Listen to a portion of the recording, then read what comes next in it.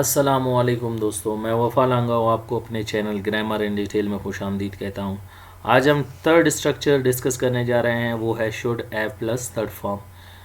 आपको मैंने पहले भी बताया है कि should have plus third form एक स्ट्रक्चर है, क्योंकि दो तीन वर्ड्स एक साथ मिलते हैं वो एक स्ट्रक्चर बनाते हैं, जिनको हम फार्मूलाइज करते हैं, स्ट्रक्चराइज करते हैं। इनके डिटेल को हम ऑलरेडी डिस्कस करेंगे और यहाँ पे हम ऑलरेडी इनके डेफिनेशन को विद इन शॉर्ट दो स्ट्रक्चर्स में डिस्कस कर चुके हैं।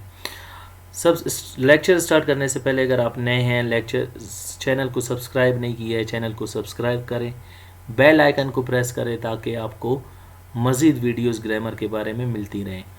स्टार्ट करते हैं अपना lecture. Should have plus third form from active voice into passive voice. हम ऑलरेडी डिस्कस कर चुके हैं कि एक्टिव वॉइस में जुमले में सब्जेक्ट काम करता है, यानी इन active voice subject does something, in passive voice subject is affected, मुतासर होता है। वहाँ पे वो ऑब्जेक्ट नहीं बनता बल्कि वो वहाँ पे एजेंट बनता है। इसको हम डिस्कस करेंगे यहाँ पे। Should have plus third form के आप एक्टिव से पैसिव जुमले कैसे बनाएंगे। हम डिस्कस कर चुके हैं कि मस्ट, शुड और टू, ये तीनों के मानी चाहिए और इनका पास्ट है मस्ट हैव, और to have, should have. Should have को आप as a past form of should इस्तेमाल कर सकते हैं। मस्ट हैव को हम 100% के लिए कहाँ इस्तेमाल करते हैं, और टू हैव को 85 और शुड हैव को हम 75% के लिए इस्तेमाल करते हैं। ये परसेंटेज आपको किसी भी बुक में नहीं मिलेंगे, ये सिर्फ आपके कॉन्सेप्ट को क्लियर करने के लिए कि शुड हैव जो है मस्ट हैव और टू हैव से लेस स्ट्रेसेबल है, यानी उन दोनों से कमज़ोर है परसेंटेज के लिहाज से, पॉसिबिलिटी के लिहाज से। सिंपल सेंटेंसेस क्या होते हैं? दो sentences which make simple statement, वो जुमले जो सादा बयान ज़ाहिर करते हैं उनको सादा जुमले कहते हैं। फार्मूला उनको बनाने का तरीका क्या है? Subject, should have plus third form, object and full stop.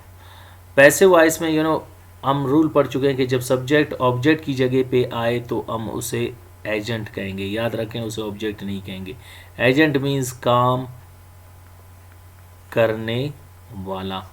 तो यहाँ पे आपका एजेंट काम करने वाला होता है, और जब ऑब्जेक्ट ये सब्जेक्ट की जगह पे आए तो ये डूअर ऑफ एन एक्शन, काम करने वाला सब्जेक्ट नहीं होगा, बल्कि इसे हम कहेंगे टाइटल सब्जेक्ट या टॉपिक सब्जेक्ट, जिसको उर्दू में हम कहते हैं उन्वान। उन्वान क्या होता है? जिसके बारे में आप बात करते हैं या गुफ्तगू करते हैं। फार्मूला फिर ऐसे होगा, subject should have been third form by agent और full stop. He should have done his work should have been done by him. उसे अपना काम करना चाहिए था, उसका काम उससे होना चाहिए था, उससे कराना चाहिए था। यहाँ पे देखिए, ये सिंपल सेंटेंस है should have plus third form का, और इनके मानी ये चाहिए था, माजी के मानी देते हैं ये। I should have ignored them, मुझे उनको नज़रअंदाज करना चाहिए था। They should have been ignored by me, उन्हें मुझसे नज़रअंदाज करना चाहिए था या मुझसे कराना चाहिए था, या उनको मुझसे नज़रअंदाज करना चाहिए था। नेगेटिव सेंटेंसेस, दो sentences in which we deny the statement, reject the statement and refuse the statement. बयान को इनकार करते हैं, रद्द करते हैं, नहीं मानते हैं। He should not have done his work, उसे अपना काम नहीं करना चाहिए था। His work should not have been done by him, उसका काम उससे नहीं कराना चाहिए था या उससे मुकम्मल नहीं कराना चाहिए था। I should not have ignored them, मुझे उनको नज़रअंदाज नहीं करना चाहिए था। They should not have been ignored by me, उनको मुझसे नज़रअंदाज नहीं कराना चाहिए था। इंटरोगेटिव सेंटेंसेस, दो sentences in which we ask question put queries, सवाल पूछते हैं। Should he have done his work, क्या उसे अपना काम करना चाहिए था। Should his work have been done by him, क्या उसका काम उससे कराना चाहिए था या उससे होना चाहिए था। Should I have ignored them, क्या मुझे उनको नज़रअंदाज करना चाहिए था। Should they have been ignored by me, क्या उन्हें मुझसे नज़रअंदाज कराना चाहिए था या मुझसे नज़रअंदाज करना चाहिए था।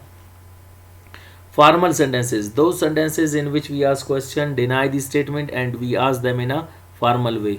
वो जुमले जिनमें हम सवाल पूछते हैं, बयान को इनकार करते हैं, उन्हें रस्मी तरीके से, अदबी तरीके से या अपने से बड़ों के साथ या उनके साथ जिनके साथ आप फ्रैंक नहीं है, दोस्त नहीं है, क्लोज नहीं है, उनके साथ आप इस्तेमाल करेंगे।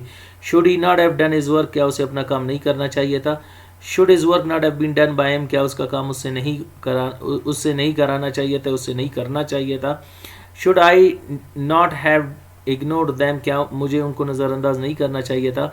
Should they not have been ignored by me, क्या उन्हें मुझसे नज़रअंदाज नहीं करवाना चाहिए था।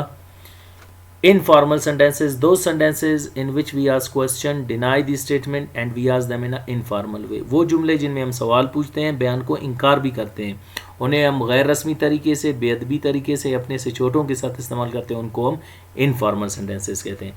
जब शुड नॉट एक साथ आता है तो उसको शुडंट पढ़ते हैं। Shouldn't he have done his work, क्या उसे अपना काम नहीं करना चाहिए था।